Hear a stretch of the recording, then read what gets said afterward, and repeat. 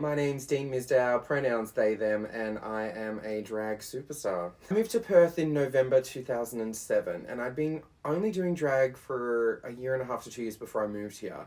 So it's coming up 15 years I've been in Perth, and I've been doing drag pretty much from the moment I arrived in Perth. The audiences have become a lot more mixed. Like, true, 15 years ago, it was pretty much 99% you performing for gay audiences. These days, it's almost the opposite. Most of my audiences are middle-aged kind of straight ladies who are coming for a girls' night out, or quite often parents bringing teenagers because they've been watching RuPaul's Drag Race, and because they can't come into the nightclubs, a lot of them will come to my bingo nights or my fringe shows where we can allow teenagers. So yeah, it's just become people say, who is your audience, and I'm like, everybody.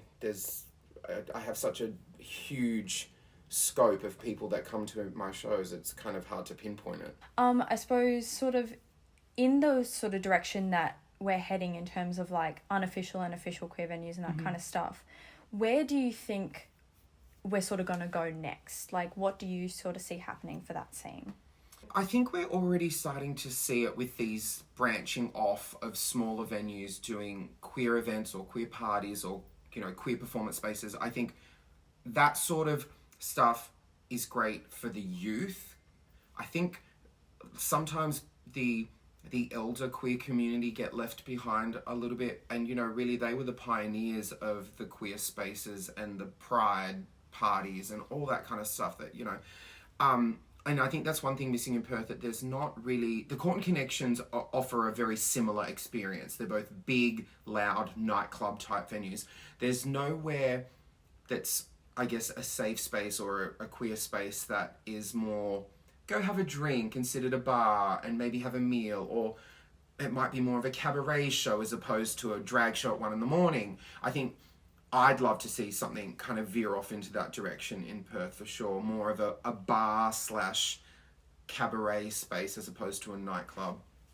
And I think we're already starting to see that with things like Fringe Festival and, some of my shows that I do outside of the nightclubs. Like, I get a lot of my I say older, they're not really old, guys in their 30s, 40s, 50s who come with a group of friends because they'd rather just come see a show and have dinner instead of being in a nightclub. So, I think that it's just a natural evolution of people wanting more than just the nightclub experience. And, I think if people create the event or create the space and there is a market for it, people will come. People always want something new to do or something new to see and a different experience to have. So I'm all for welcoming those, because I think the more diverse experiences people can have within the Perth community, the better. There's some social groups within the community, like just, one that pops to mind, they've been around for a long time, is the Perth Gamers. And it's, a bunch of people who, they're into gaming and the nerdy stuff, and they hold social events where they get together, they might have a big house party. And same, I know, there's the LGBT Parents Club. They have, social events with their families. And, we're seeing a lot more of those family-friendly events as well, especially with Pride. Pride really pushed their Fair Day to be very family-orientated, where, previously Fair Day was almost like a daytime festival where it was, go get drunk in the park, have a great gay time with all your friends. In the last 15, 20 years, so many queer couples have now started having kids, and they want their children to have these experiences as well. So definitely family-friendly events are becoming a lot more of a thing within the community as well. Look, I don't think it's ever going to be possible in the current climate we're living in, 2021, for a space to ever really be exclusively queer, because we've come too far on the fight of inclusion and acceptance to go back. And that's what would happen. If we went back to queer-only spaces, it would be taking a bit of a back step. So as much as we have these mixed venues and they are more open and accepting to everyone, for me, keeping them queer at their core is what needs to maintain, if that makes sense. So maintaining queer performances, queer staff, queer a queer culture within that, you know, and I think that's one thing Connections has done very well. Connections is, yes, it's a space anyone can come into, but when you walk in that door, don't forget who's in charge, or don't forget what our core values are, and that is we are a queer, safe space, and we do it well.